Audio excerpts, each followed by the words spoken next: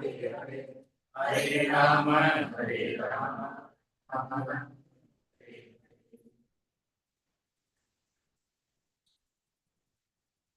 Hare Krishna. I offer my humble obeisances to all the devotees at ISKCON Baltimore. I'm very grateful to be amongst all of you this evening. I was asked to speak on this topic, aligning ourselves with Krishna's will, Krishna's plan. Is it like that? Is that the topic? Yes. That is the essence of spiritual life. The essence of spiritual life is to align ourselves with Krishna's will. Problem is, we try to align ourselves with Krishna's instructions in the Bhagavad Gita, in the Bhagavatam, and we live life like that for a while. But after some time, we may get distracted, we may get deviated. Then we need reminders to realign ourselves with Krishna's instructions. Right? There is some alignment, but somehow there's a distraction after alignment. And there's a need for realignment. Thus, we need to constantly remind ourselves to align ourselves with Krishna's will. It's a need. It's a necessity.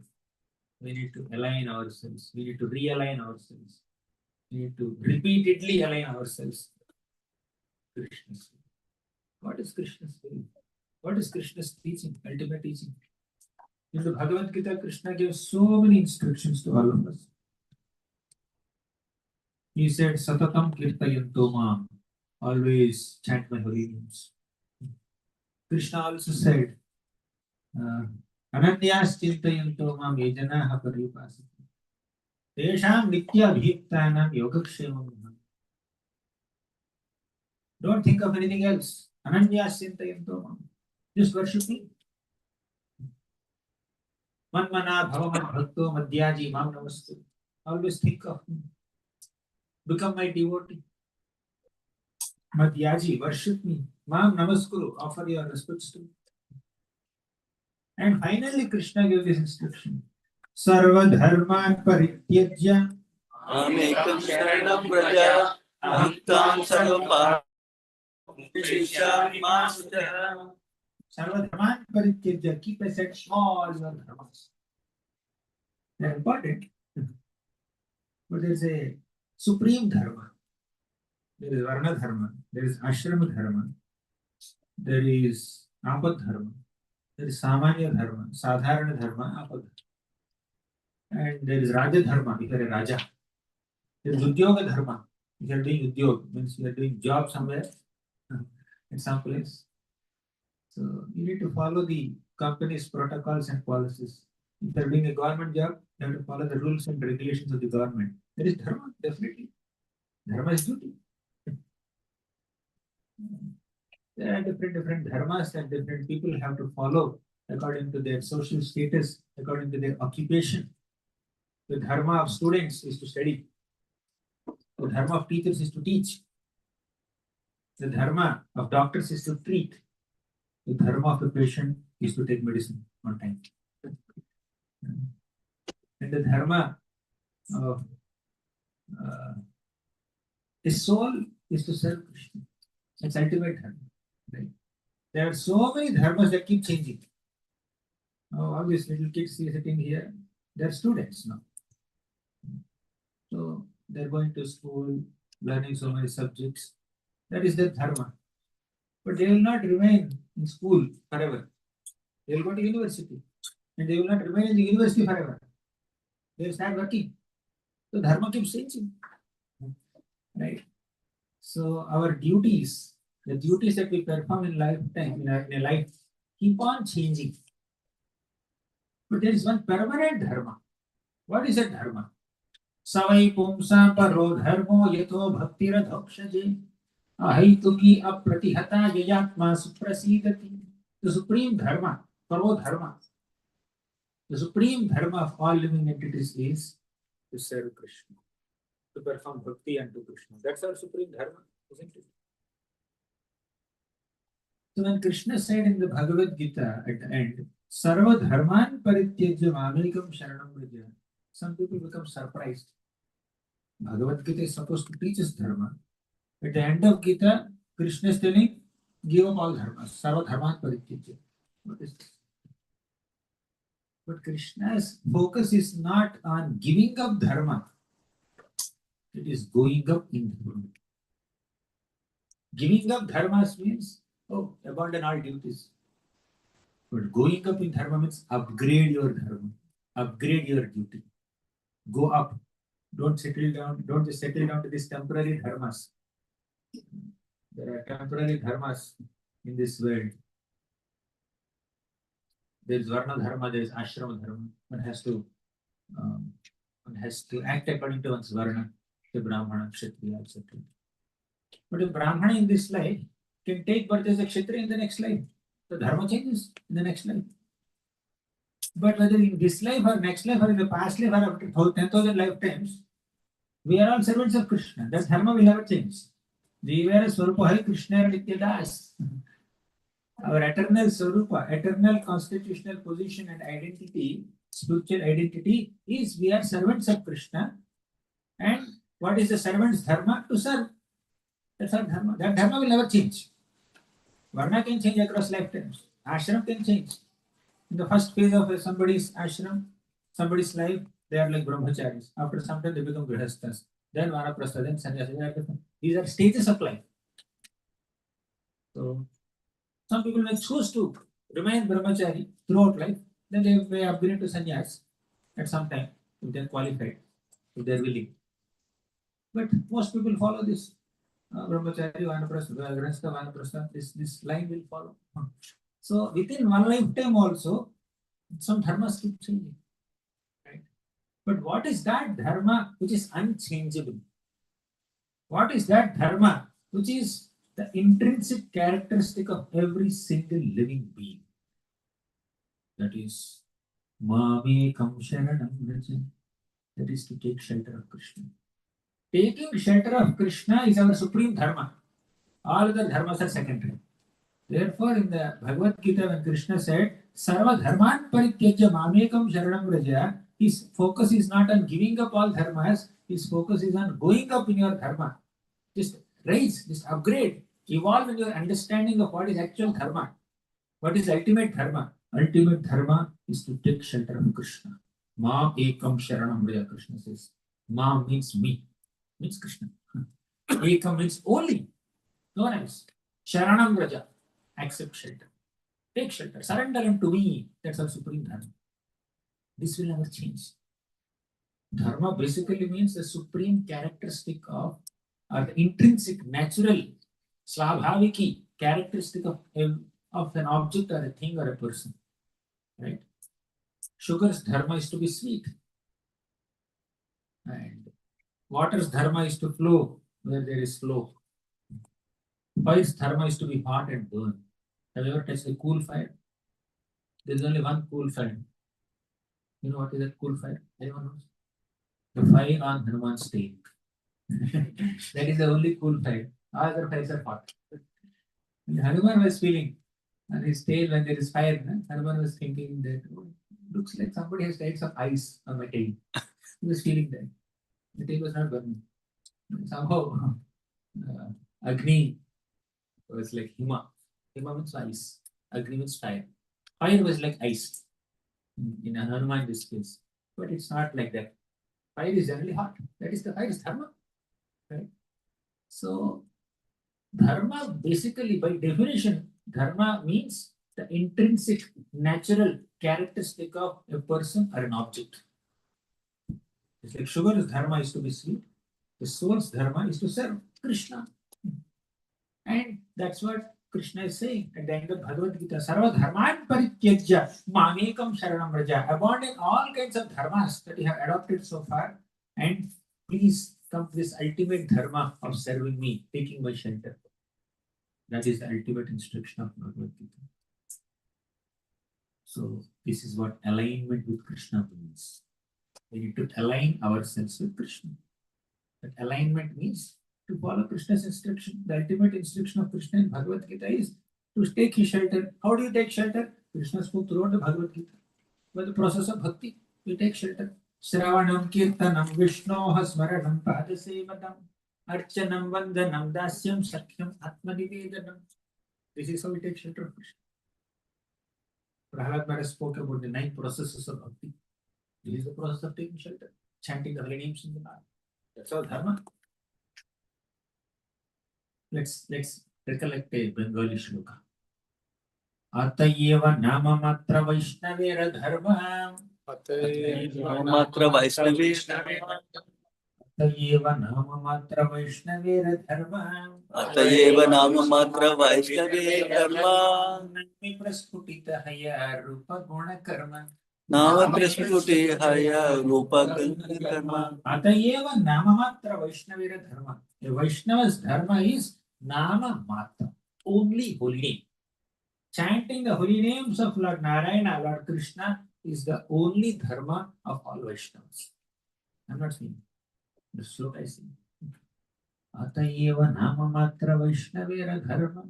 Name prasphutita haya rupa guna karma. That nama, the name of the Lord, will give us entrance into rupa, form of the Lord. Guna means qualities of the Lord.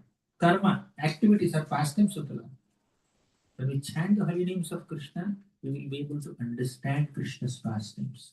We will be able to appreciate Krishna's forms. We will be able to appreciate Krishna's qualities. Rupa, Guna, Karma, or Leela will naturally manifest in our hearts when we chant the name of the Lord. Yeah. That's all dharma. Taking shelter of Krishna means chanting the holy names of the Lord. Hare Krishna, Hare Krishna, Krishna Krishna Hare Hare Rama, Hare Rama, Rama Rama.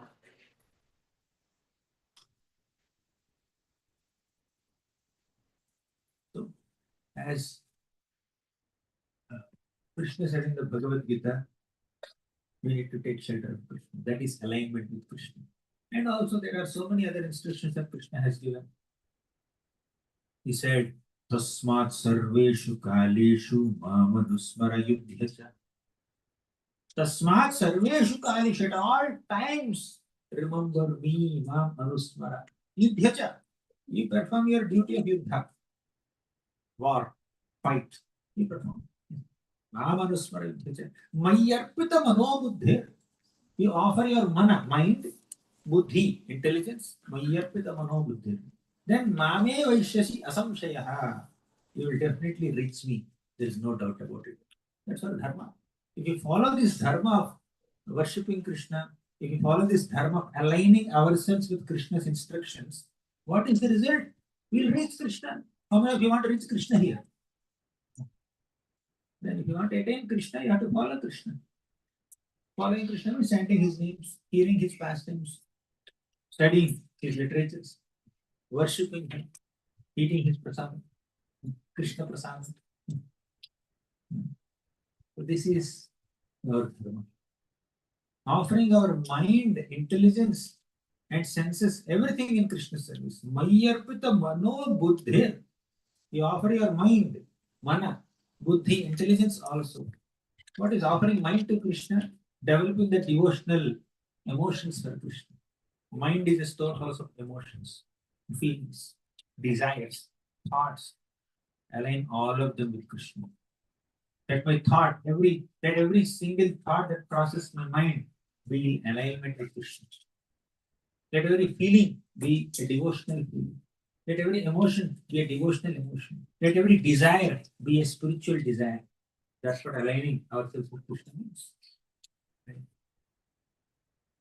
This is alignment. Let me share one sloka from the second canto of Srimad Bhagavatam. Lord Brahma spoke this. न भारती वेंग वृषोपलक्ष्यते न वै क्वचिन्मे मनसो वृषागति न मे हृषीकाणि पतन्त्य सत्पथे यन्मे हृत उत्कण्ठ्यवता धृतो हरि न भारती वेंग वृषोपलक्ष्यते. Once Lord Brahma told Narada Muni, "Oh Narada Muni, whatever I speak can never go wrong. Now, Bharatimanga Mrushopalakshati means whatever I speak can never go wrong. Means I will never speak anything wrong. Whatever I speak is correct. Now, Bharatimanga Mrushopalakshati. Now, I Kvachimve Manaso Mrushagati. My mind can never think of anything wrong. Name Hrishikani Patanti Asatpati. My senses can never do anything wrong. Means whatever I say, whatever I think, and whatever I do is always correct. Brahma is saying it. Is it arrogance? No, no, no. At this time, Brahma was not arrogant or proud. He did not speak this shloka in that mode. Therefore, we need to read the last line. The last line, Brahma said, Yanme hrida utkanthyavatadhuto hari. I have accepted the lotus feet of Lord Krishna, Lord Hari, in my heart with great zeal, with great determination.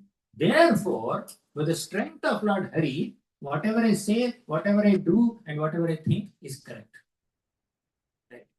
Only when our body, mind, and intelligence and words are in line with Krishna's teachings, then we can ensure that whatever we say, do, and think are correct.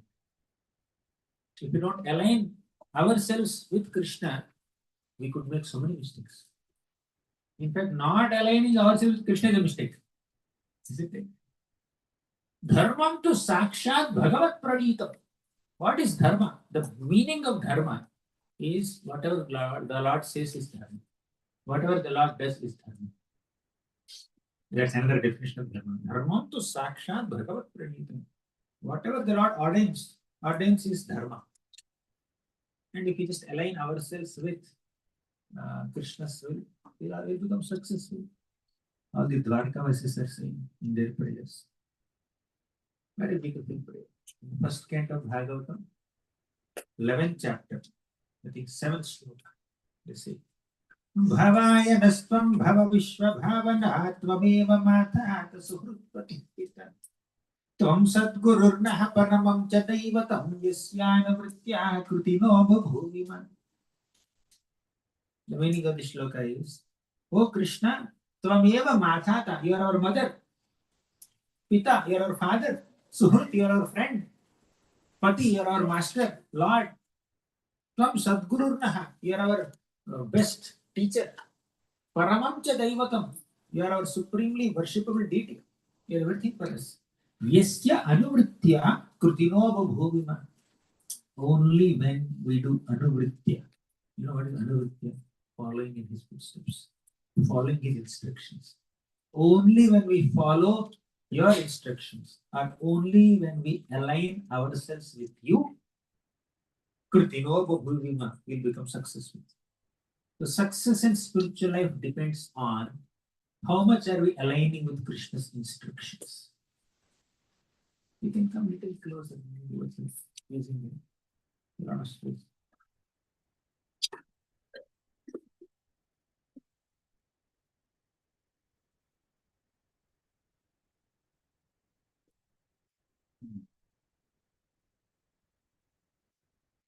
So we need to align ourselves with Krishna's instructions. That is success. You able to follow? I'll speak some stories also. Okay. In this moment, you're able to follow something? Giving so much notes on it. Notes is time.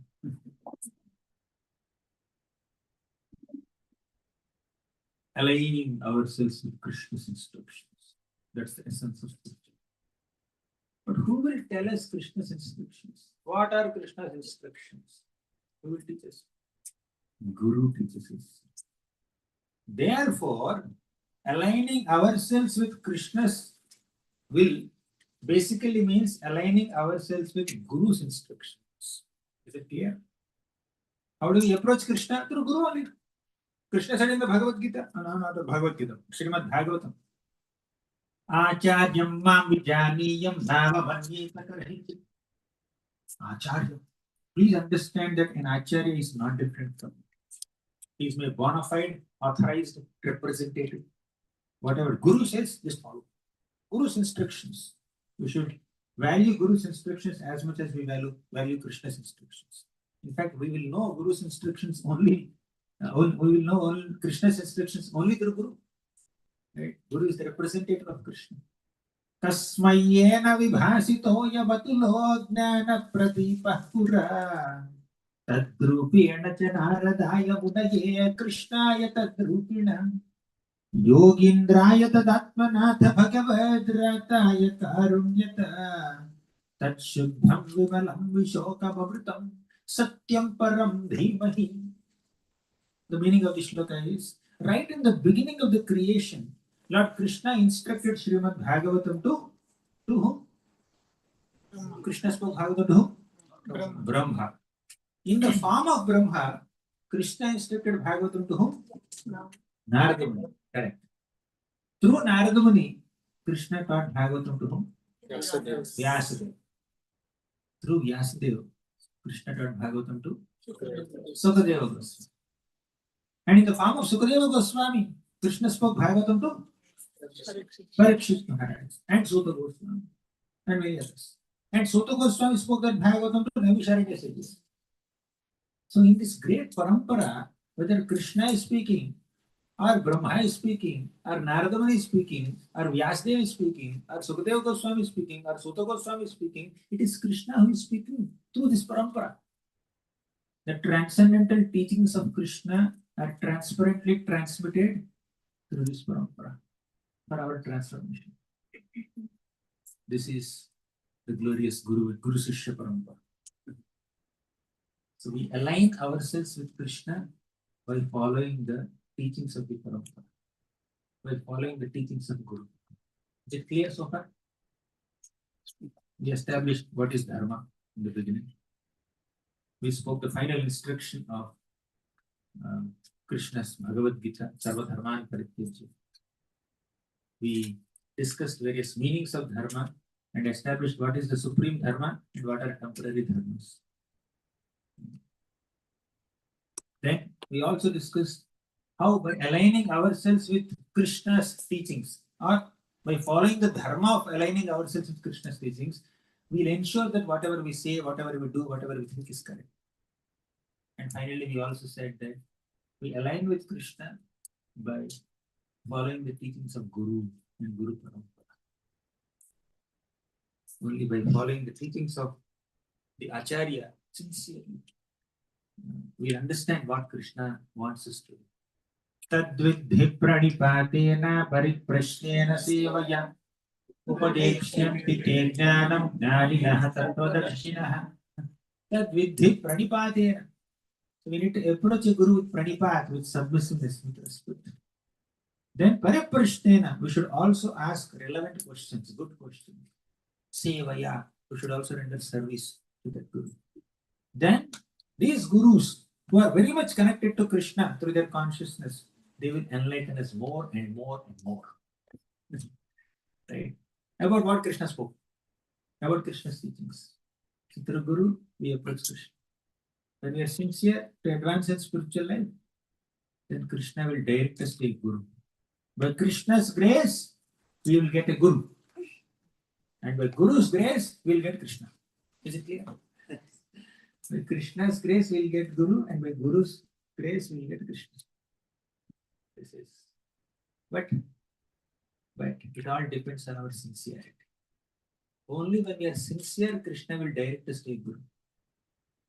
We have to approach Guru with sincerity, not duplicity. Guru is not like a passion, or Guru is not like someone, oh, if I get connected to a Guru, I'll get some social prestige, I'll get some respect in the society, I'll be seen like a spiritual person by people. Oh, really? You have a Guru? People may appreciate this. That's not the purpose of Guru. The purpose of having Guru is to learn about Krishna, to learn how to worship Krishna, to learn how to serve Krishna. Our material desires are like ripples on a river. A simple comparison. Our material desires are like ripples on a river. Have you ever seen the ripples on a river stop? No? The river is flowing. You always see ripples, right? Okay. Is there any moment, even for 1 minute, will the ripples stop? No. Similarly, our material desires, which are like ripples on a river, will never stop. They're always they will never stop. But good news is, when the river meets the ocean, can you see the river's ripples anymore? You will see the waves of the ocean. When the river meets the ocean, the waves of the ocean will overwhelm these ripples of the river, and the waves will take over. And the river's ripples are no more seen. We are like rivers, and our material desires are like that ripples. But Guru is like that ocean. And Guru's desires to serve Krishna are like the waves. The waves of the ocean are compared to Guru's desires to serve Krishna. Right?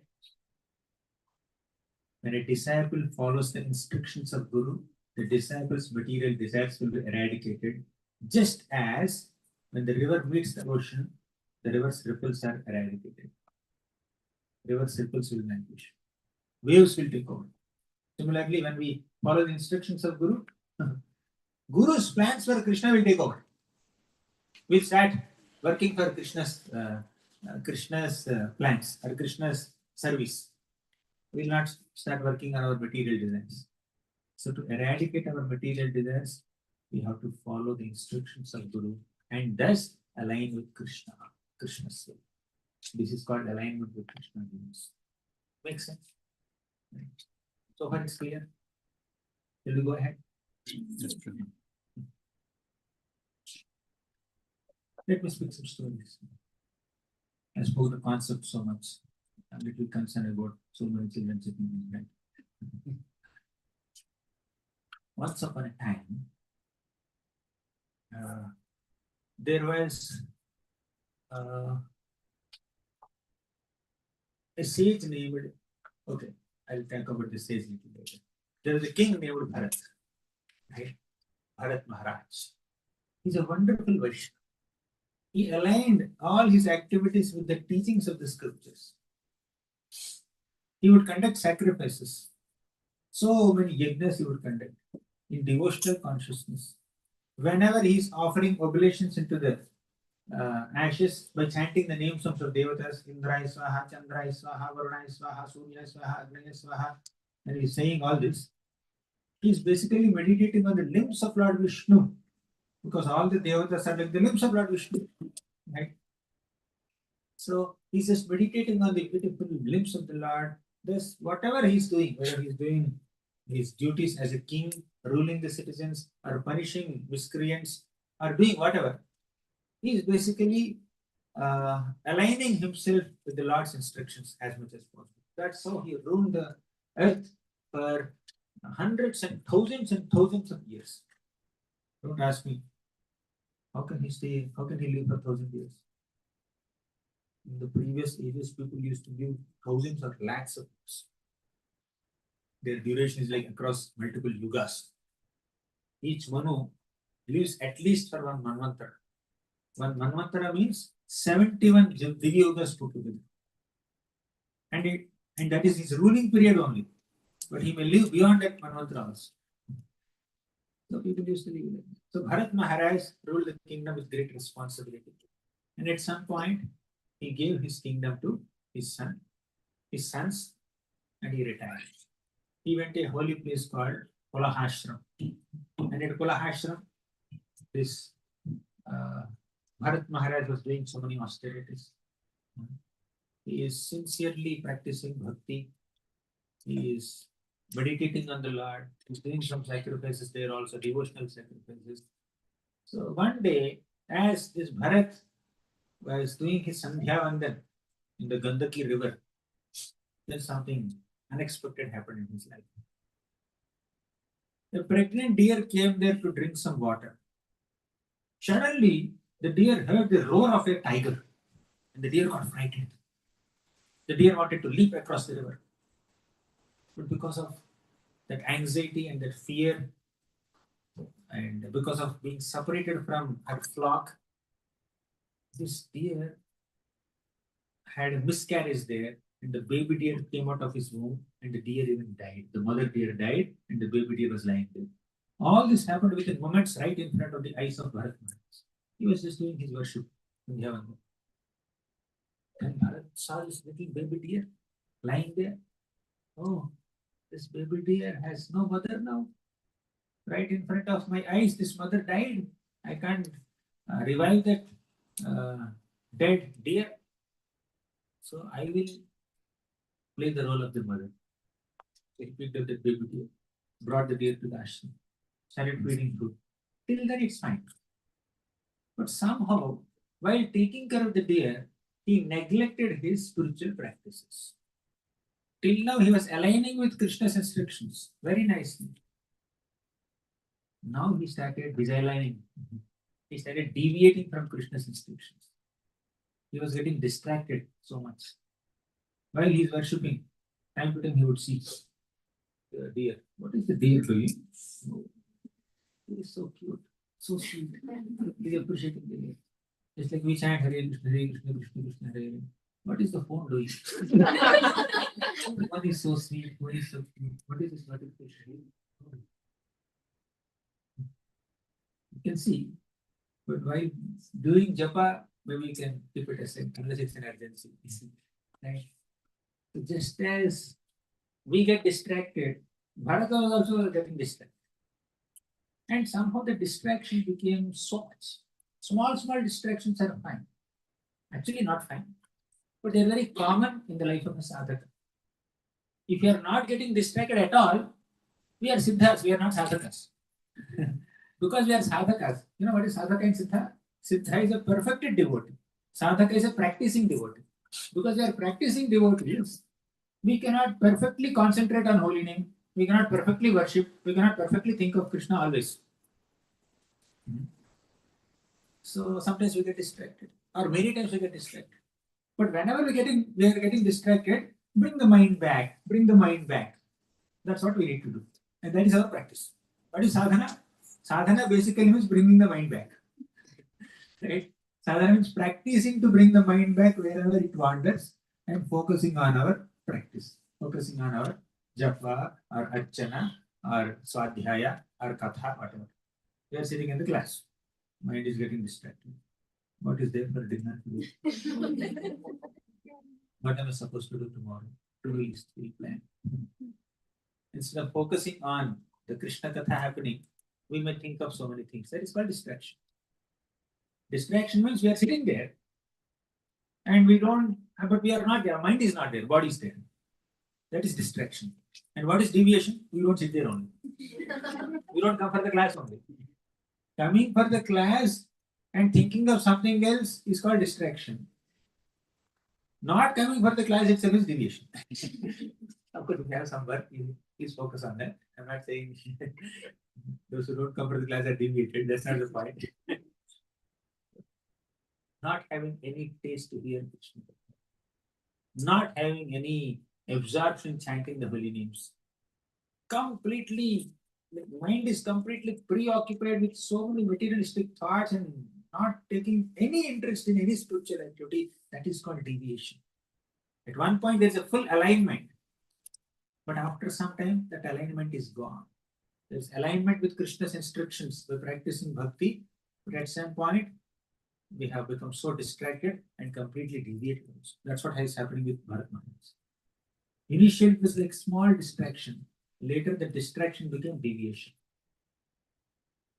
When a bird flies here, and then passes through it, that's okay. Not a big problem. But if the bird comes here and puts a nest on that shelf, and all the droppings of the bird are there on that cupboard, right? And it's constantly crying and not allowing you to sleep, not allowing you to have, it becomes a little too much, right?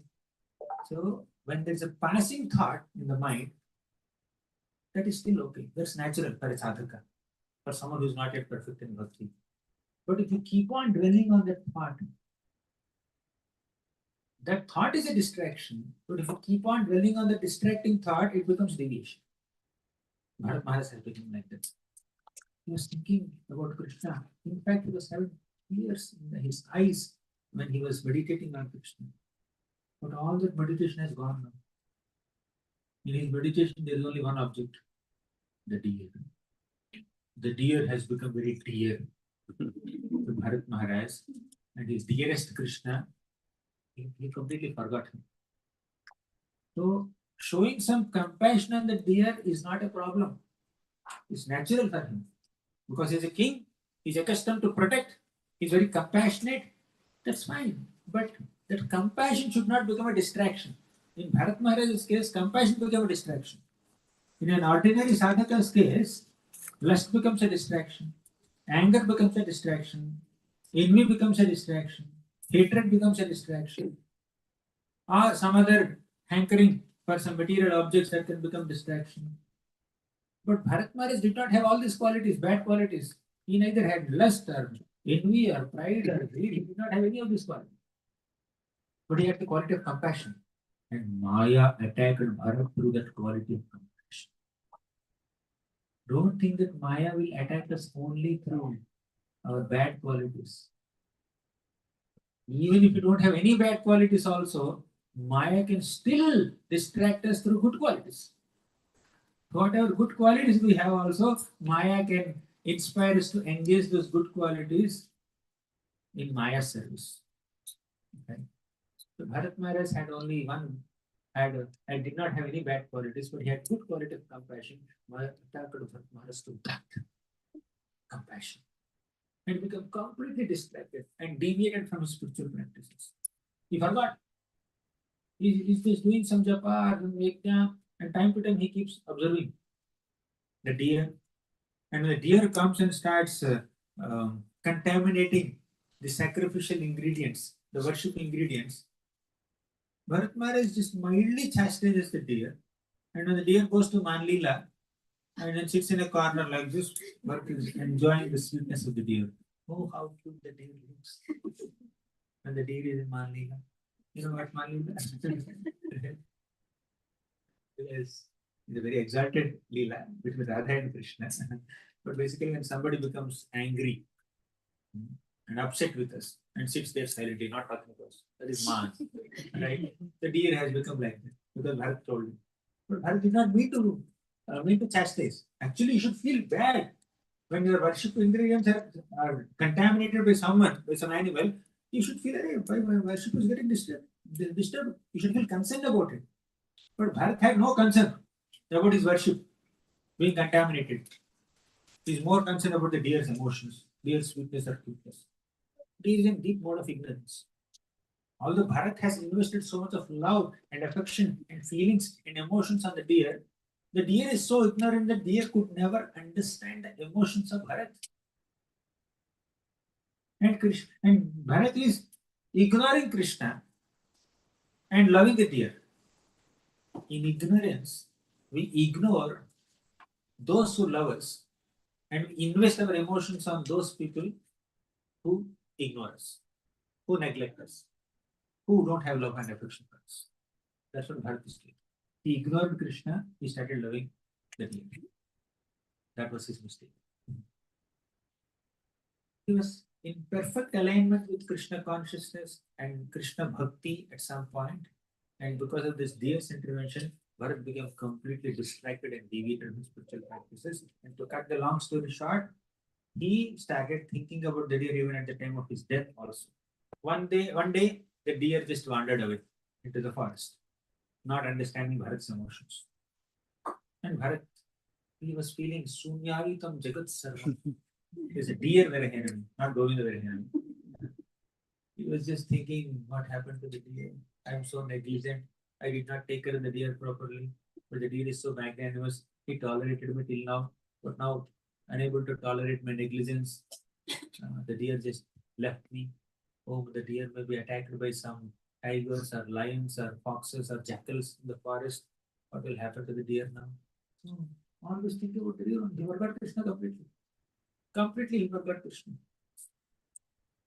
Sometimes in a sadhaka's life, the deer could be Facebook, the deer could be Instagram, the deer could be smartphone, or the deer could be any other social media gadget, or the deer could be other people also whom they are attached to.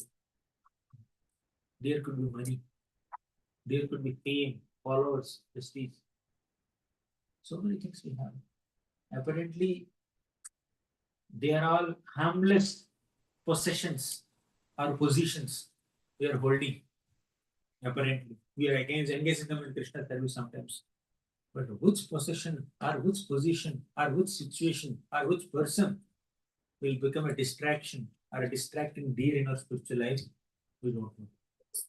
At the least expected moment, something that apparently seems to be a favorable thing in devotional service could become so unfavorable that we can get distracted by that only.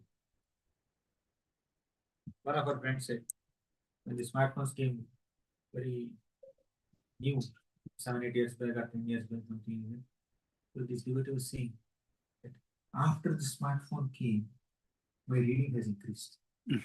Whenever I get time, I open this pocket Vedas and then start reading some shlokas. And I'm waiting for somebody for 10 minutes. I just open this and start reading 1 or 2 shlokas. That's how my time is being utilized.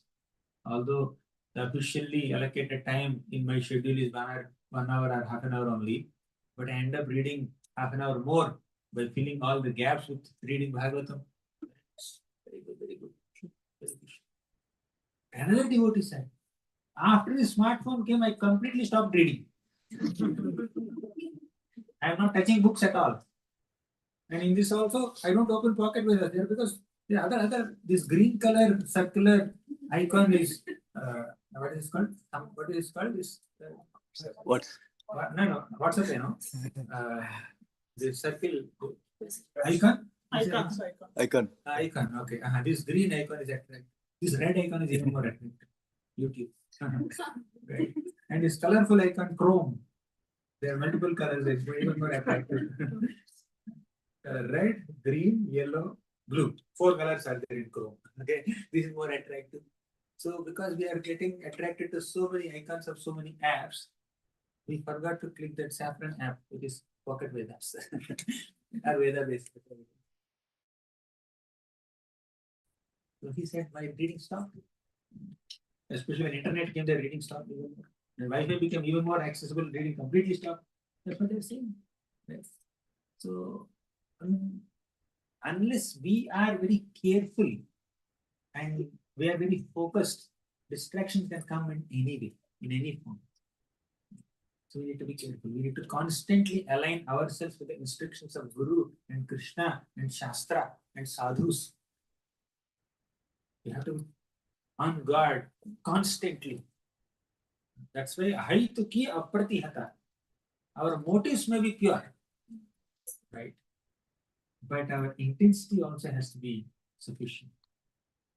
Now there are multiple bulbs here. That's why this room is getting illuminated. If you put on only one bulb here, all other lights are off. This will not illuminate the entire room because intensity is less. So we need to intensify our bhakti. We cannot settle down to a meager intensity. We need to increase the temperature of our bhakti, increase our absorption in chanting the holy names. Quantity may not be able to, we may not be able to increase the quantity so much, but quality we need to improve. Right?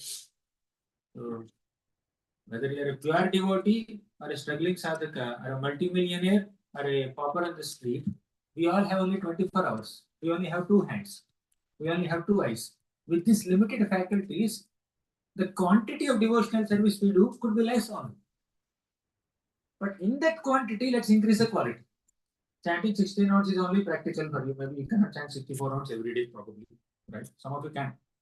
But say 16 is the limit. But within that 16, anyways, you are spending time in chanting 16 hours, 1.5 hours, 2 hours, whatever, with the pace of your chanting. Anyways, you are spending a couple of hours in chanting. Why not do them with quality? That's the question we need to ask. Anyways, I have committed, I have given a promise to my guru that I will chant 16 rounds every day. So let me chant those 16 rounds only with some attention, with some concentration, without any distraction, as much as humanly possible for me.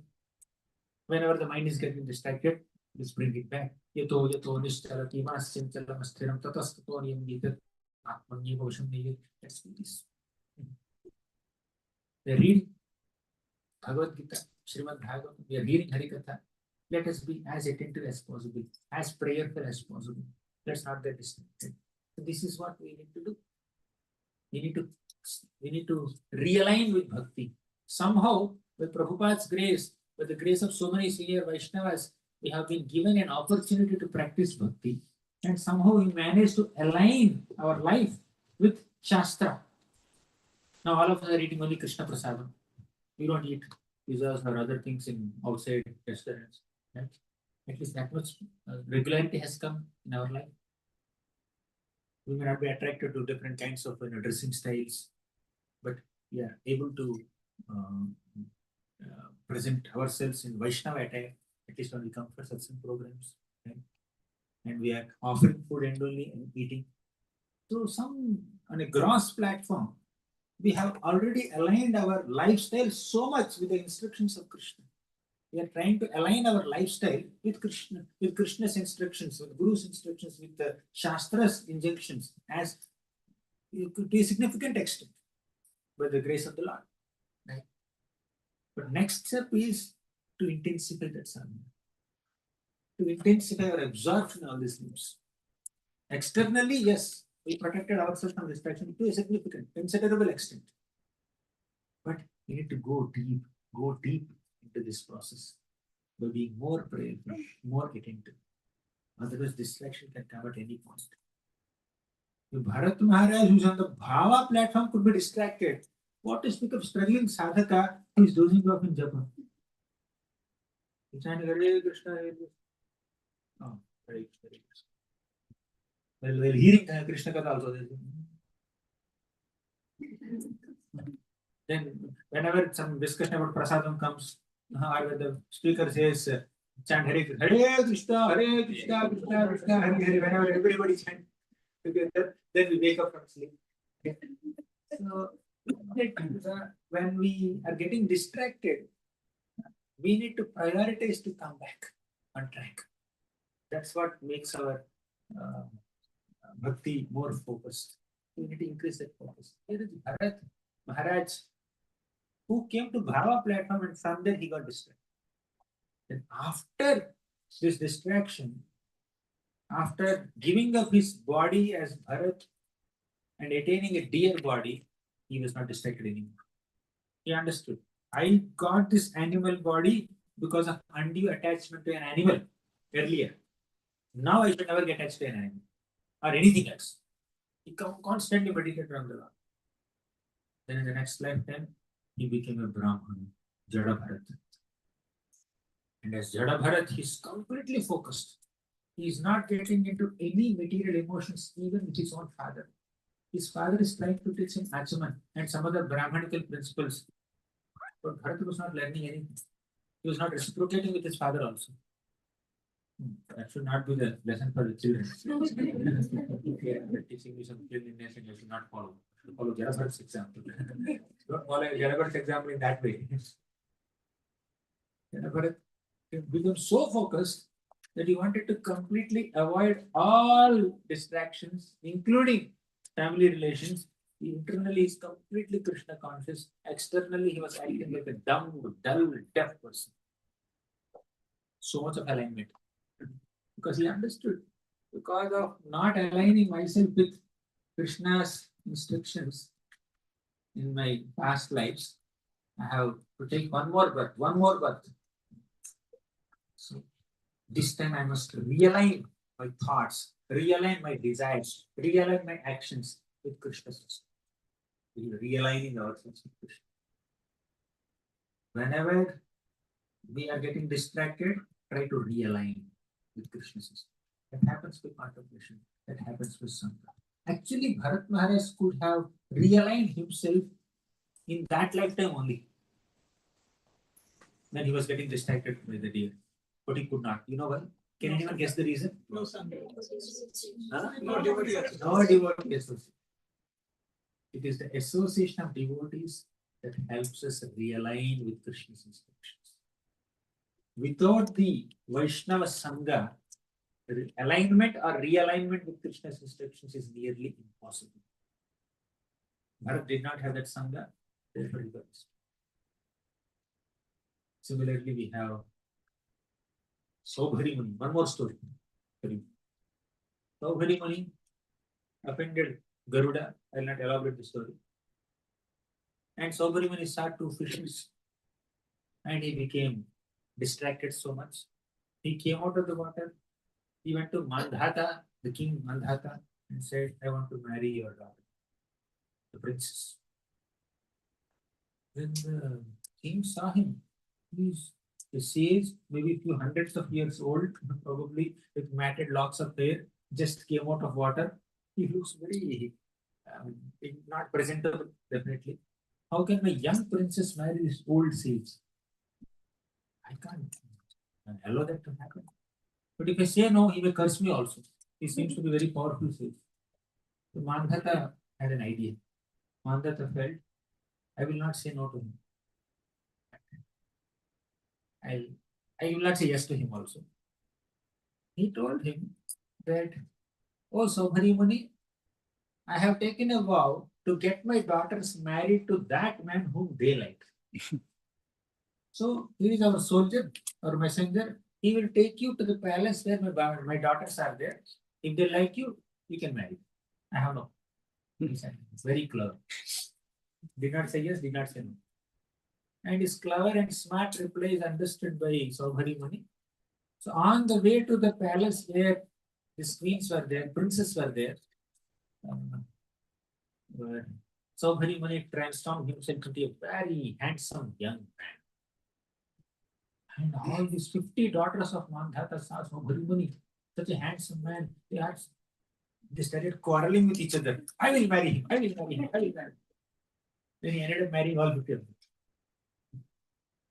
He was alone practicing some austerities in Yamuna, in Vrindavan, in such a holy dham for such a long time. Hundreds of years of tapasya he did alone. But just by seeing two fish enjoying, he developed a desire to get married, and he became the husband of 50 princesses. And through each princess, he got 100 sons. 100 into 50? 5,000. He was one. Later he became 51. Then he became 5,051. That's his family, size of his family. And the way he enjoyed is, my God, incredible. Not incredible, indescribable. And seeing him, Mandhata gave up. He's a yogi and he's enjoying so much his life. Let me be renounced. So Mandhata gave up his enjoyment. Spirit. Anyways, at one point, this Sobharimuni started introspecting. He started thinking so deeply. I was alone doing some austerities in the Yamuna river in Vrindavan Dham. Suddenly, I became 51 and now I became a head of 5,000 family members. And I got distracted. Now I need to realign myself. I need to realign myself with Krishna. Then he took shelter of Krishna. And he called his wives and he spoke that also. He spoke to them also. See, let us all take the process of bhakti more seriously. Let us not get distracted so much. So then all of them took shelter of Krishna. They went back to Dwarka. He and all his 50 wives also went back to Dwarka. Went to the spiritual world. Here the lesson is that sometimes or many times we may get distracted from our bhakti practices. But honest introspection helps us to realign ourselves. One is sadhu sangha helps us to realign ourselves. Second, even if you don't have access to sadhu sangha also, you need to introspect time to time. You need to contemplate. That reflection time is very important. Once in a while, once in a week, or once in a month, or once in a day, possibly. Right? Let's align, let's think, let's introspect. Honestly introspect. I'm chanting. Is my chanting proper? I need to improve. I'm hearing. Is my hearing with concentration? No, I need to improve. And my services, am I doing services in the right consciousness? No, I think I need to upgrade. Another devotee is doing service nicely. Am I rejoicing and appreciating their services, Or am I feeling insecure, envious, or inferiority complex within me? Am I feeling uncomfortable seeing the success of another devotee, or am I genuinely appreciating them? I think there is some anger in my heart. Let me work on it. So like that, if we keep on contemplating, see, if we happen to do some service nicely, you may feel very proud. And you may look down upon another devotee who may not be serving as good as you. And that's pride. Krishna doesn't like pride. So we need to introspect deeply. Honestly, we need to introspect to detect our pride, to detect our envy, to detect our distractions, to detect our own anarthas, and realign with Krishna's instructions. Why am I being so proud? Mahaprabhu told, Trinadapi so nichena taro rapi sahishvana amanina manadena kirtani visita. Mahaprabhu told us to become humble, but I think I'm not being humble in these circumstances. You know how to cultivate humility. Humility must be cultivated at multiple planes. Now we can write notes. Better than the proofs. First, on the bodily plane, we cultivate humility by offering obeisances and by doing menial services. It may be brooming or mopping or washing vessels or whatever. Some service which doesn't require any specialization, which doesn't require any specific skill. Although you may be very talented, specialized in some areas, still come down and do some very simple, menial, humble service. It could be prasadam serving. It could be subjugating when someone else is cooking. So let's do some menial service. Secondly, let's offer obeisances to the deities and the devotees. By doing so, we can cultivate humility on the physical plane, on the bodily plane. Second, we need to cultivate humility on the verbal plane also, on the plane of words. Body is done. Now next, words.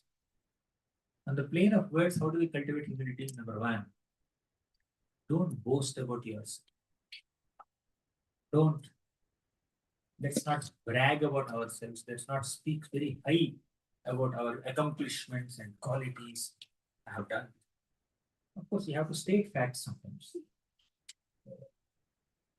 Some of you may be going for Kartik Yatra, say to Mayapur or Vrindavan, something like that.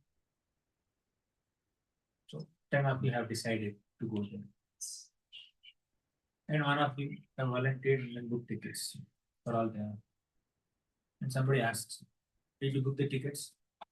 Oh, in the class we have heard, we should not boast about ourselves.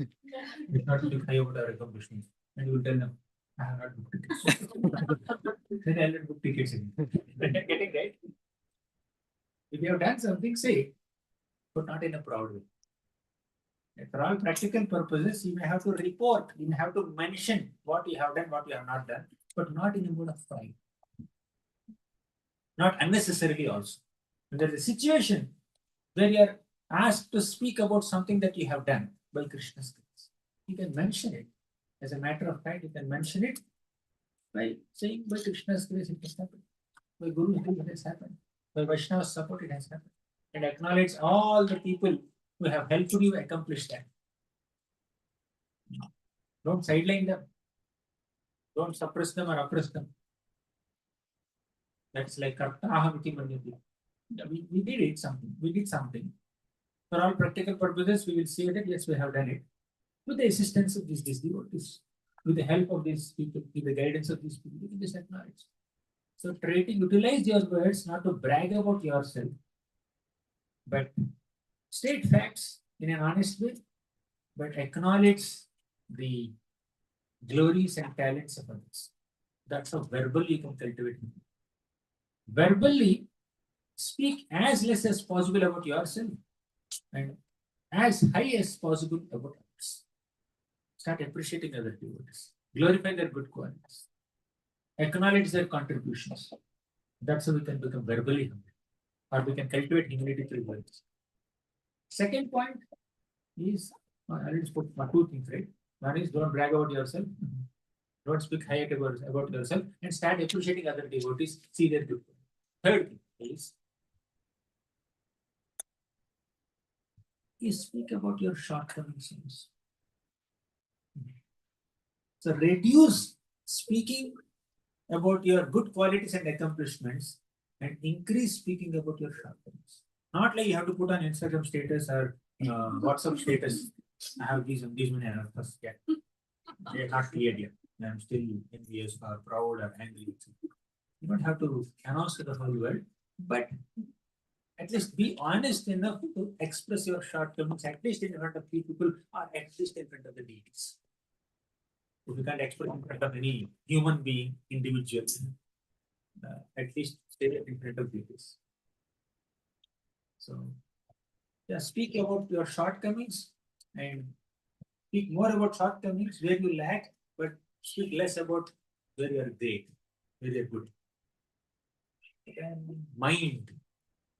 People may demonstrate humility physically and verbally by doing whatever we have spoken so far. But these two, physical demonstration of humility and verbal demonstration of humility, are valid only when there is humility. The third plane is the plane of heart or mind. Internally, don't think so high about yourself. Internally, within the mind, acknowledge your shortcomings.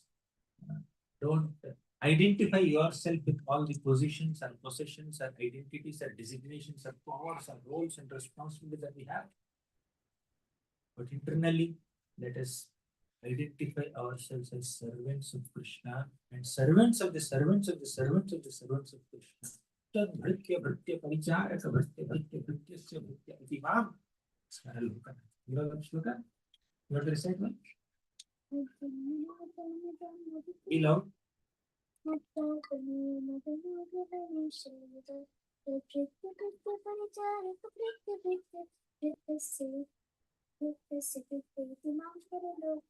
Vrityasya Vritya iti mam smarano.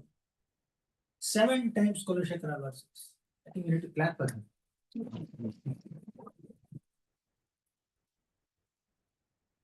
You know, we should appreciate others. Then we become holy. If we become so self-centric, so self-absorbed, so self-infatuated, that is not humility.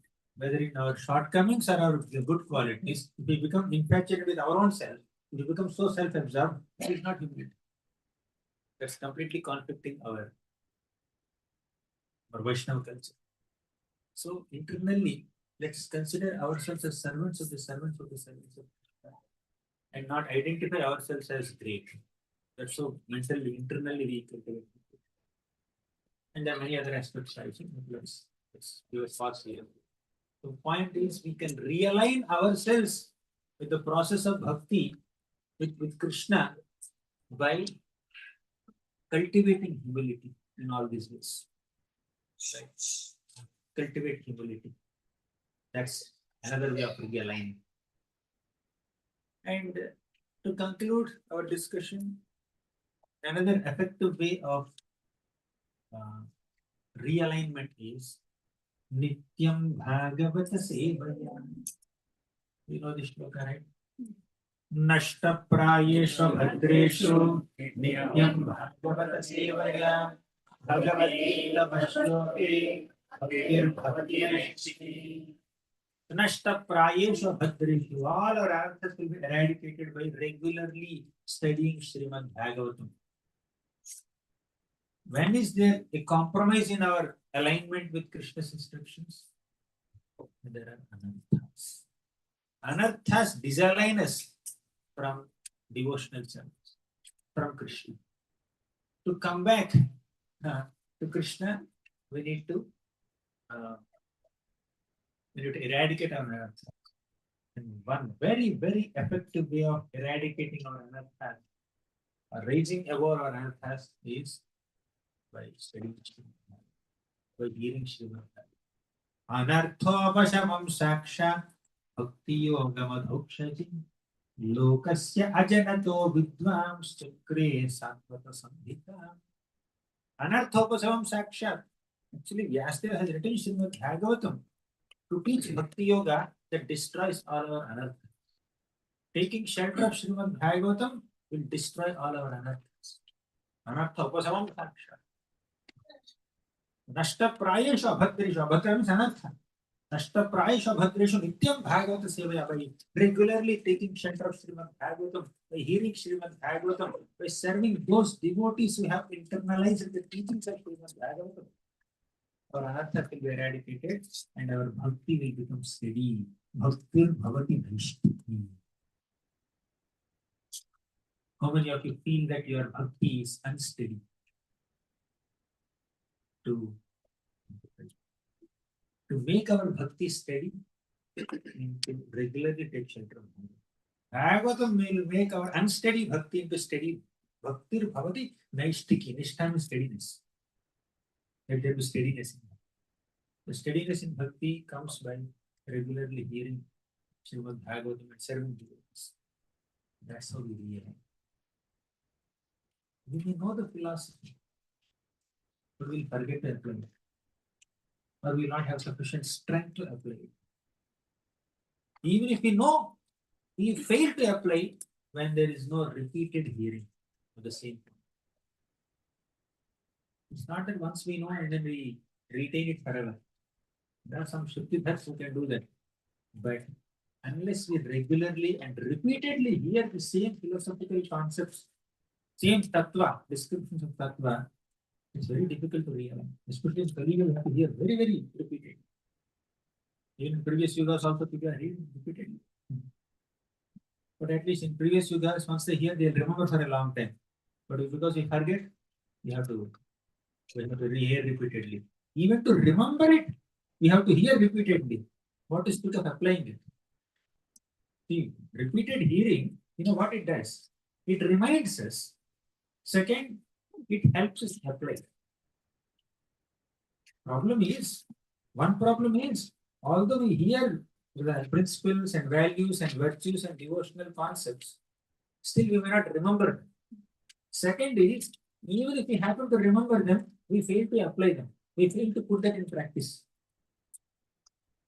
We know we should not be envious. But when the right situation comes, we succumb to envy. We forget that we should not be envious. But even if you remember, I think I should not be envious of this devotee. Why am I feeling envy? You remember it, but still we can't help. Envy comes in the mind. Ignorance is not the cause of every mistake that we do. Even in complete awareness, complete knowledge, we make mistakes. Doctor told not to eat ice cream. Still, with complete knowledge of what doctor told, with full experience of what has happened when I took ice cream earlier, I take ice cream. Not I, but someone with a kind of ice cream. Despite having all the cold or congestion in the nose and throat, etc., still it's addictive to take ice cream. It could be ice cream or it could be nothing else or something else. I spoke a very innocent example of ice cream. There are more Vulnerable. huh? More vulnerable. Sorry? More vulnerable items. Vulnerable. Vulnerable. Yeah, the more severe and dangerous items. You may get addicted to them. It could be phone or it could be something else. So we need to regularly and repeatedly hear. By repeated hearing, we will remember what we are supposed to do and we will get the strength to do it. One is remembrance. We will even forget. But even if we remember, we may not be able to apply because there is no purity in the consciousness. Dhritarashtra knows what is dharma and what is adharma. Duryodhana doesn't know most of the times. But although Dhritarashtra is completely aware of what is dharma and what is adharma, he failed to apply because of a material attachment towards Duryodhana. No, the deer. Deer is Bharat Maharaj. Dhritarashtra, the deer is Duryodhana. Dhritarashtra found that Duryodhana is very dear to him. In that sense, you are right. Duryodhana is a deer. for the trust. So because of that anti-attachment, he failed to apply the principle. Therefore, Nityam Bhagavata Seva, by regularly hearing or studying Srimad Bhagavatam, we get reminders and we also get the ability to apply things, ability to put things into practice, ability to realign ourselves. Sa uttama shloka mahanmukhachyuto bhavatpadam bhavati Smritim punarvismrta tattvavatmanaham kuyoginam no vicharatyalambarai. So, sa uttama shloka mahanmukhachyuto. When we hear Krishna Katha from great devotees, Mahan means great devotees. So uttama shloka mahanmukhachyuto, when the glories of Lord Uttama Shloka are being delivered through the mouths of your devotees. Bhavat Padam Bhoja Sudha Kananila, the sound vibration emanating from the mouth of a pure devotee carries the saffron dust particles of the lotus feet of Krishna, which they hold in their hands. So, and they come out of their mouth. Smritim Punarvismrta Tattvavatmana. Our remembrance of our own original position is revived. Vismrta means we have forgotten. What we have forgotten? Tattva, our own identity. What's our identity? Servants of Krishna. Vismrta Tattva means we have forgotten our original spiritual identities as servants of Krishna, and Vartmana, we are wandering in this material existence in different forms. We are being Brahmanda Brahman, forgetting our identity. What is that? In Hindi they say, right? Bhataktavatma. So we are just doing Brahmanda Brahman. We are just wandering in all planets and all species and all universes, not knowing our identity. Smritim Punar. When we hear Bhagavatam regularly, Smritim Punar, we are reminded of our original identity. Hey, we are not the engineer. We are a servant. Oh, I'm sorry. Yeah, of course. Jeevan Swapa Krishna. Oh, really? I know. You are not the president. You are not the department head. Even devotees need reminders like this. Right?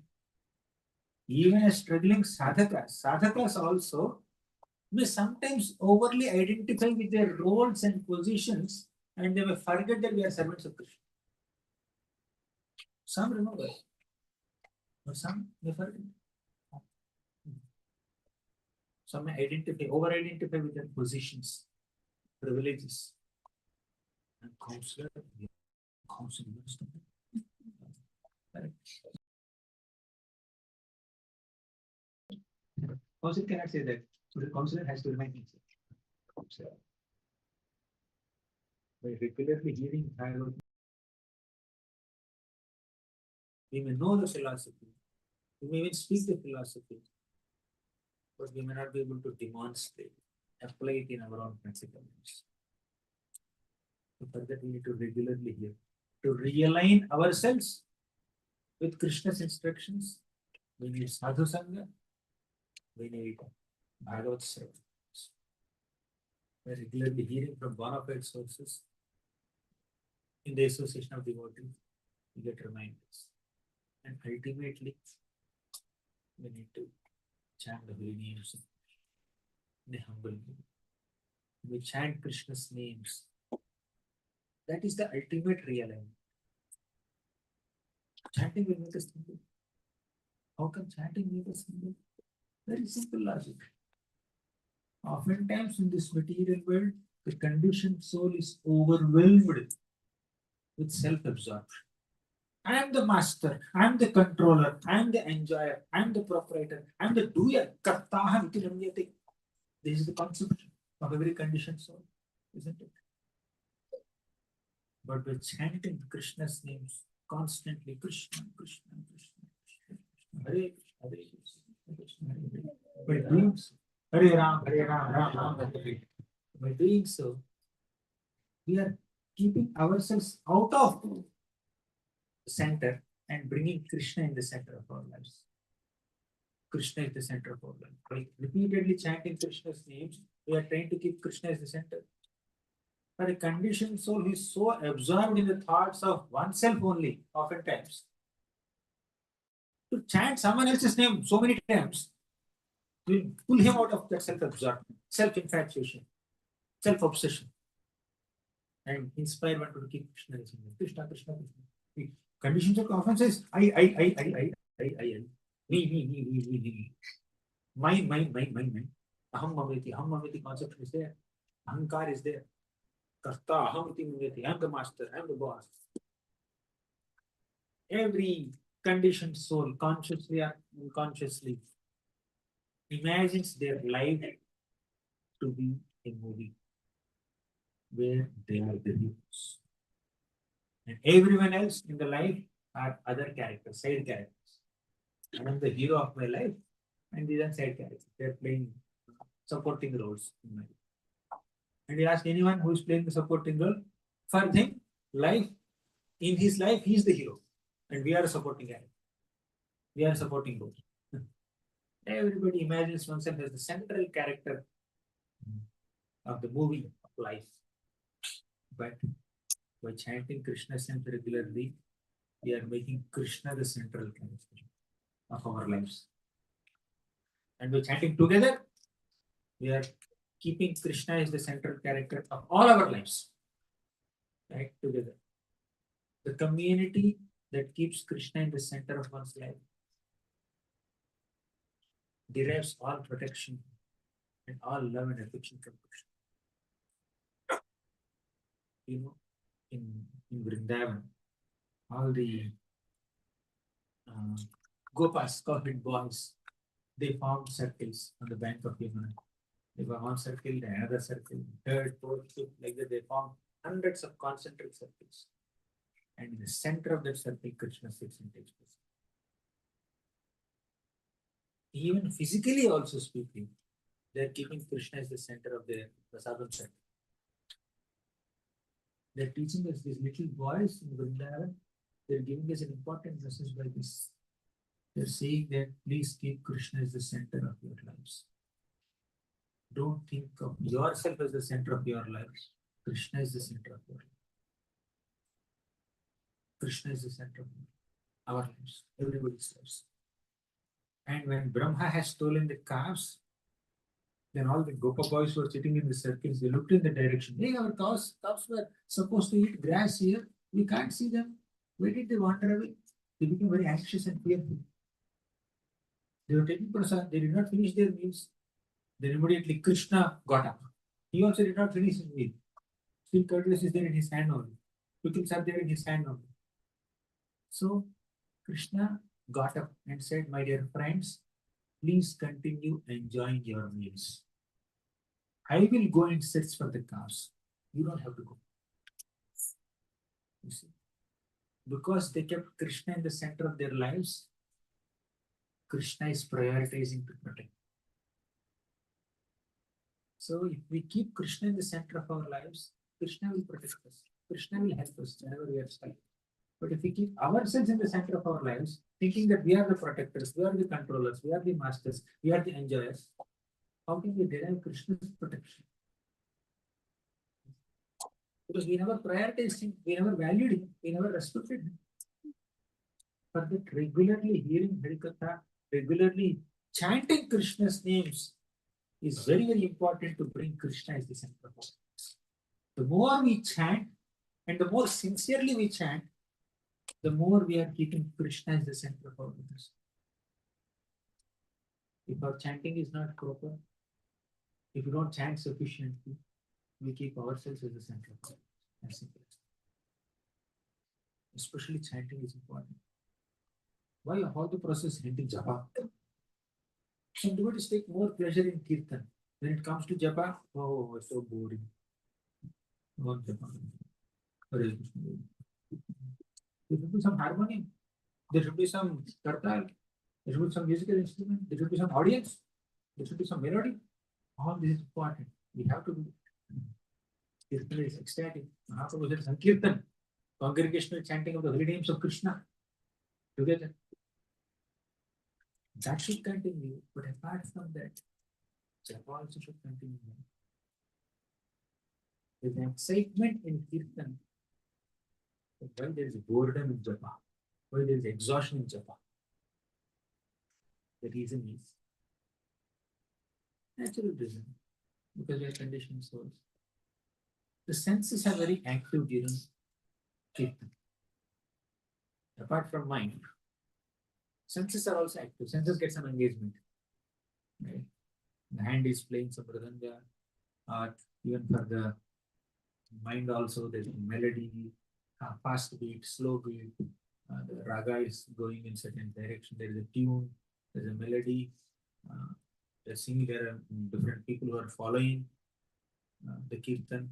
So that gives sufficient engagement to the senses. But in japa, only mind.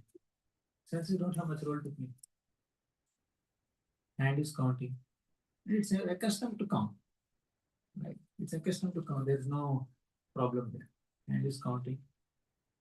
And ear is supposed to hear, but hardly hears the holy name. And tongue is chanting. Tongue is accustomed to chant. Maybe some words or syllables tongue may swallow, but somehow manages to utter the mantra. Mechanical harekrishna, harekrishna.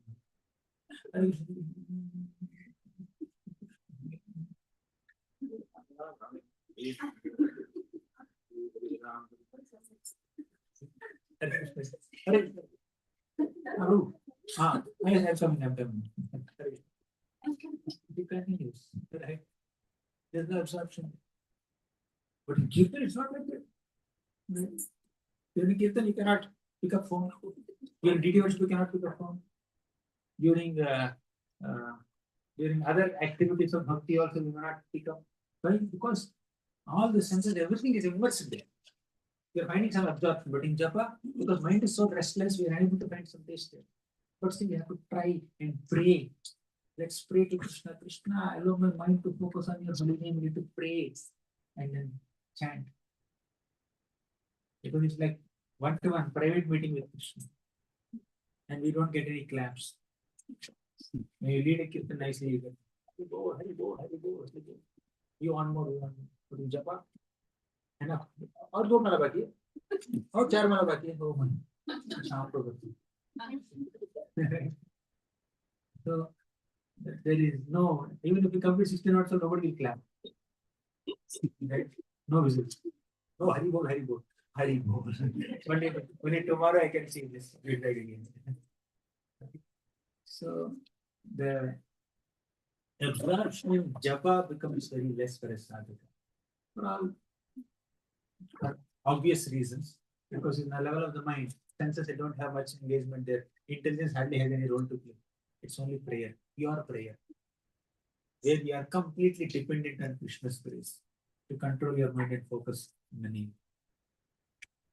So that chanting of Krishna's name on beats, as demonstrated by Lord Chaitanya Mahaprabhu himself, all the Goswamis were chanting. Sankhya, Purva, Kana, Magana, and Prabhupada was chanting. Haridas Thakur was chanting. All the acharyas were chanting privately. So kirtan is going on, but parallelly, private japa is also going on. That's like personal prayer, personal connection, personal meeting with Krishna. That helps us realign ourselves with Krishna's instructions. Realign with Krishna. That realignment coming through japa, coming through sadhu sangha, coming through hearing Srimad Bhagavatam. That's important. We all have aligned. But every day we have to realign. Because every day Maya is presenting distractions. Maya is interfering with our alignment with Krishna. Therefore, every day we have to realign ourselves. We have to be very, very attentive, very focused every day. Otherwise, Maya just can come and creeping into our life. That little distraction can become bigger distraction, bigger and bigger and bigger, and like Hanuman's body or a mountain peak, it becomes such a big distraction that we can never come back. Certain habits, initially the distraction is like this. Like you're supposed to travel in this direction. So you just took 1 degree deviation. It's only 1 degree only. But that 1 degree can take you to a different destination if you continue on that path. Imagine, you're just going like this. Let's say 100 kilometers, you need to go like this. Just 1 degree or 2 degree deviation you have to. and going like that, you will totally end up in a different destination. Initially, it seems that oh, I'm on the right track only. Slightly away from the right track, but I'm there, I'm in touch. But that slightly away becomes like too much. And the little degree of deviation will take you to different destination. Therefore, whenever it goes like this, it's common for sadhaka. Bring it back, bring it back, bring it back. Right? Come back on the right track. Don't settle down to even little distraction. It's there, but as soon as possible, you have to come back on the track, main track. Otherwise, okay, little distraction, it's okay, no problem, what's the big deal? But that little distraction can become a big mountain of distraction that we can never come back. We'll end up in a different destination. That we have to realign. You're taking Google Maps, right? And you're driving somewhere. So when you're traveling to a destination, you keep a Google Map, GPS. Then it just goes like this. Instead of going straight, you took a right hand or left hand, or instead of taking left hand, you took a right hand, something like that. Then what does the map do? It realigns to the next best optimal path. You will lose 5 minutes, 10 minutes. But if you don't keep map only, you will end up in a different destination, isn't it? And that map is sadhu sangha. And that map is sincere Bhagavata Saravana. And that map is the holy name. If you don't take shelter of this sadhu sangha in Srimad Bhagavatam, we may get distracted or even deviated and don't even realize that we are deviated. Thinking that we are on the right track, thinking that we'll go back to Godhead, we'll continue like this for years and decades together, but we'll end up in a different destination. Therefore, regular hearing, regular sadhu sangha is very much important for us to be on track. Okay. Does it sound okay? And so the something too intense, scary. Sorry for that. We have given me the topic. Thank you very much.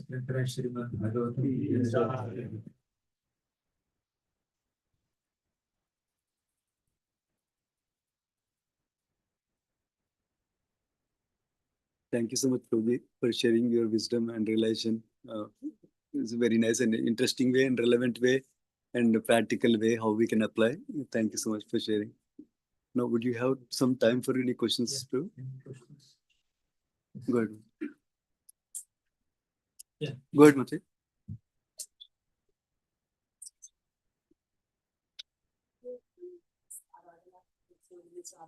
Always speaks in his lecture and try to be humble in all his lectures. But as I'm a practicing devotee, I want to try to be humble. But in some situations, like in the temple or the family or workplaces, we lose patience due to the opposite person talking or something. So in that situation, how do we be humble? How do I maintain that? What is humility? Humility is not just keeping quiet with whatever happens. When somebody is agitating us, or somebody is provocatively speaking, or misbehaving, or doing some mistakes repeatedly, keeping quiet is not humility. Humility means realize one's insignificance and realize Krishna's supremacy. Realize how insignificant we are in comparison to Krishna and be in that humble position. And start acknowledging everyone as Krishna's servants and see their greatness instead of thinking of oneself great. But now if somebody does a mistake, which is not in alignment with dharma, for you to fight for it and uphold that dharma is humility. Humility is based on right, not wrong. Humility is not just being polite and quiet and tolerant, even if somebody does something objectionable. We humbly try to uphold dharma. We humbly try to uphold virtue, value, principle, the moral, the teachings of the Shastra there. If somebody is deviating from it, and somebody does some mistake, you need to correct them. Not correcting them is not humility. Correcting them as a sincere well-wisher is humility. You can humbly correct them. Hey, Prabhu, this is not, you're not supposed to do this. You're not supposed to put salt in kheer. Supposed to put sugar. I should be humble. Even if you put salt also, you should just eat it. Then that's not correct. Right? When somebody speaks in a provocative tone, yes, we get agitated. It's fine. We should control. Our expression has to be more digestible and dignified and decent. That is definitely required. But if the other person is behaving indecently, and if our polite and gentle words are not controlling that indecent behavior, you have to be very strong. That is, communicate the point in a more serious manner, grave manner. Mahaprabhu chastised so many people. Unnecessary chastisement should be avoided. But when it's required, of course, we have to speak the truth, to communicate it. That's not necessarily an offense. That doesn't compromise on Vaishnava ability. Then humbly express your concern. And if they need some little stronger feedback, you may have to do that, or you may escalate the matter to someone else who can do that. Humility is not to allow injustice to. Humility is to try to uphold justice, uphold dharma, uphold Vaishnava culture. Stand for what is right. Stand for what is taught by scriptures. That is humility.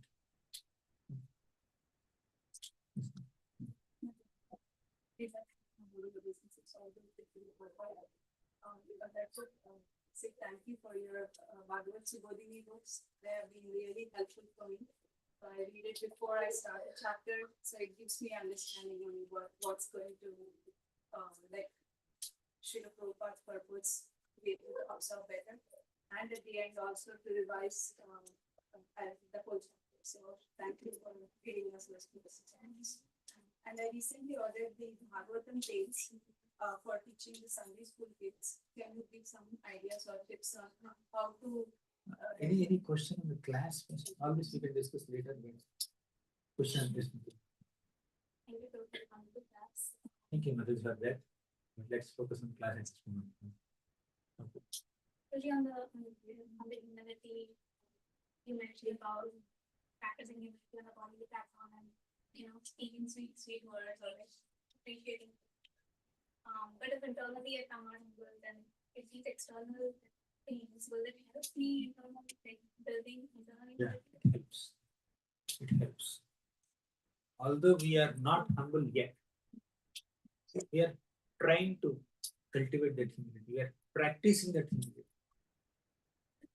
If it is not yet on the mental plane, at least trying to do it on the physical plane and verbal plane will eventually come to mental plane, emotional plane. At heart also will become humble. Not yet humble. Your mind does not have the polite words. But still, I think I should not speak politely. Let me speak politely.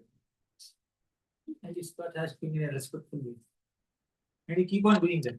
Eventually, mind also start thinking in a respectful way. It's not hypocrisy, it is practice. When there is an intention to become humble genuinely. Right? But some people, humility becomes like a strategy for them. If I speak very politely, I'll get lower.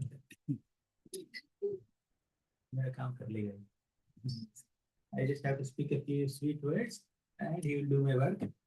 And once our work is finished, I will not even look at his feet. That's what many people do in certain external materialistic circle. Right? But when a Vaishnava speaks polite words, speaks sweet words, and behaves in a very respectful manner, although the heart does not still have that respect, basically the Vaishnava is trying to practice, trying to cultivate it. Not necessarily. You are practicing it. It's not duplicity, you are practicing. Your intention, if your intention is not to cultivate humility, but only act humble to gain some public adoration, that is duplicity. Not just duplicity, it's hypocrisy.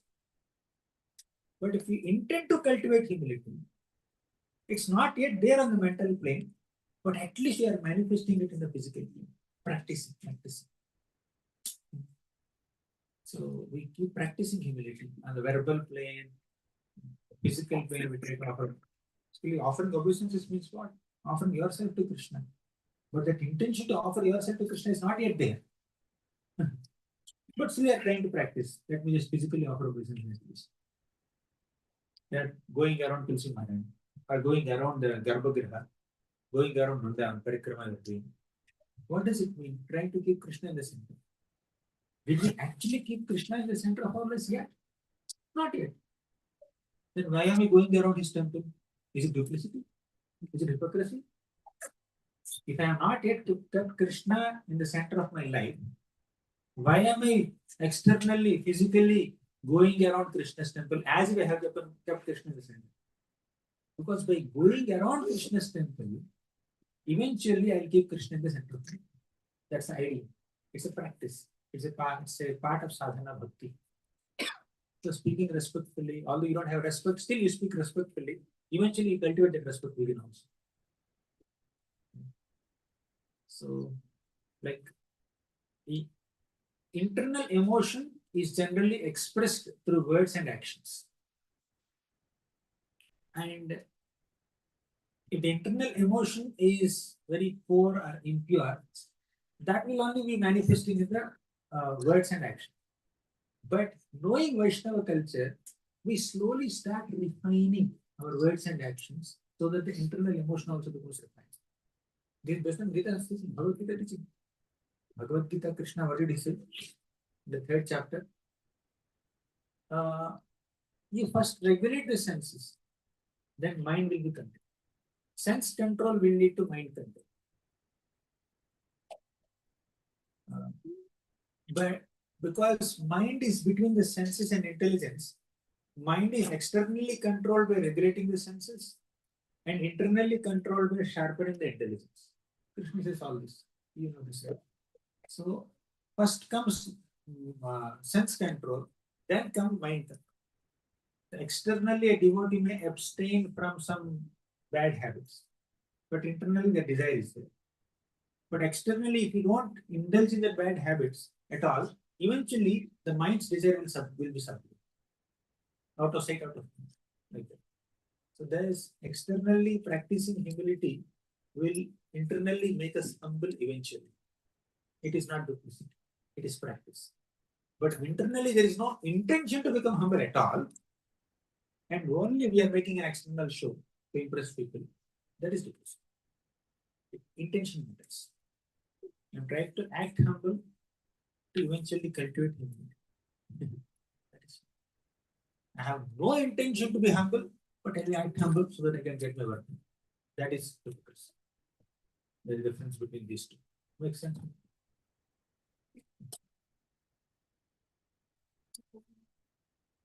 For instance, you mentioned that aligning with Krishna is following Buddha's instructions.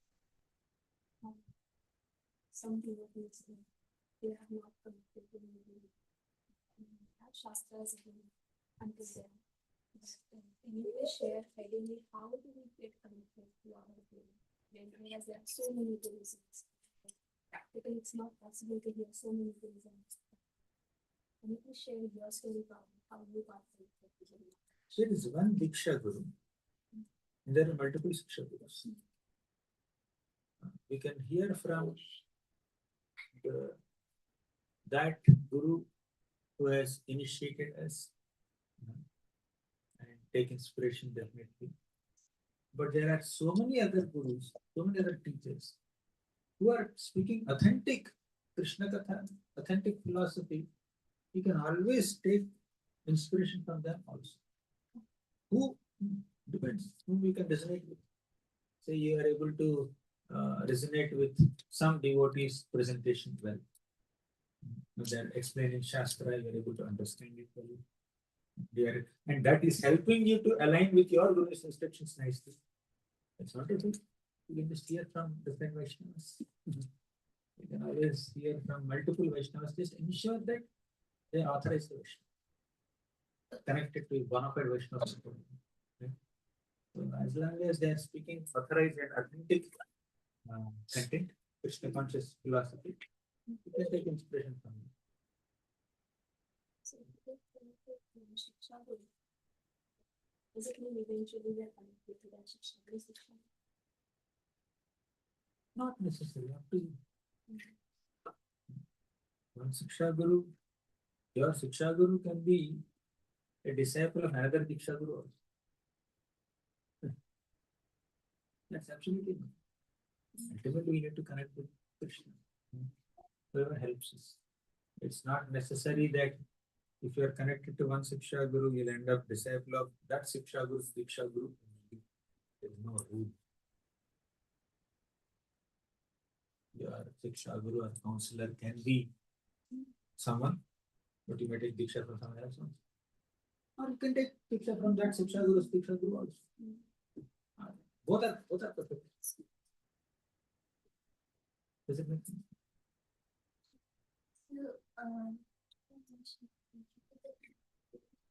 you mentioned that ignorance is not always the reason for the mistake. Sometimes we're conscious about like all the knowledge, but still we do miss. And then you mentioned that with the repeated hearing can help to like avoid those mistakes that we know consciously we are doing mistakes. Probably can you like a little dissect the connection and how this like repeated hearing makes us not to do the mistake that we are conscious of. Repeatedly hearing the principle. Principle penetrate into deeper layers of our mind, our heart, and our intelligence and our personality.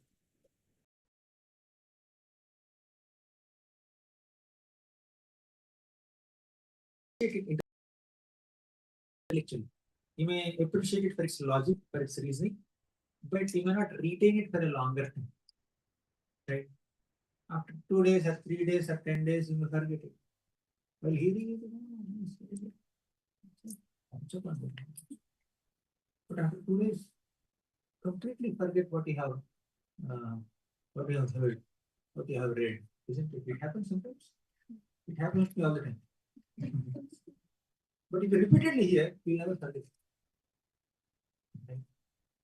And to apply something, at least you should remember. Like in your mathematics, there are so many formulas. Right? If you just read one formula, you'll understand it nicely. The class teacher is saying, but you have to go and practice it. But remember the formula.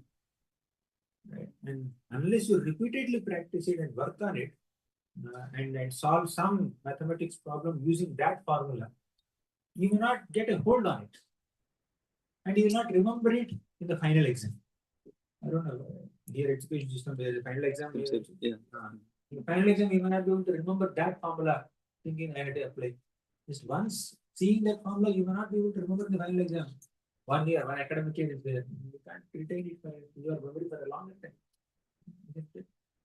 So you need to repeatedly practice it, apply it, then it will just become a part of your system. Even in vocabulary also, if you don't use certain words often, you'll forget it. Foreign words. Even cooking also. If you don't prepare an item, for next 1 year you don't prepare a cake, for example. You'll forget, recipe क्या था? वो साल से पहले बनाया था. So you may not recollect it. So repeated hearing, repeatedly being in touch with the subject matter will help us more familiar with and accustomed with and aligned with that principle or with that concept or with that activity. Therefore, regularly hearing Nityam Bhagavad is very important. Nityam is important.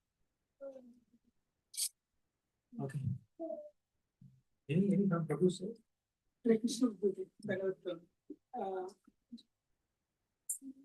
Always reading the Bhagavatam every day. Like sloka reading is also important for me because some sloka I was not able to read, so I just read the translation. That's okay. It gives the same effect of not. Up to you. If you have taste for shlokas, you can always get into it. But every shloka you may not go through because of foreign language, time constraints. You can just read the translation. Not an issue. Anyone else? Yes, madam. Somebody? No. Thank you so much, Yogi. Very nice to see you again. This year, last year. Coming here again. Probably, this what this concept of soul is like it's very insightful for Krishna. I'm already initiated, but I'm just asking like when we are already very inspired from a spiritual master, and it's very natural that we get you know, we get to share our inspiration with everyone who are desire to get connected to Krishna. So in that way, is there any mistakes that one can make to actually you know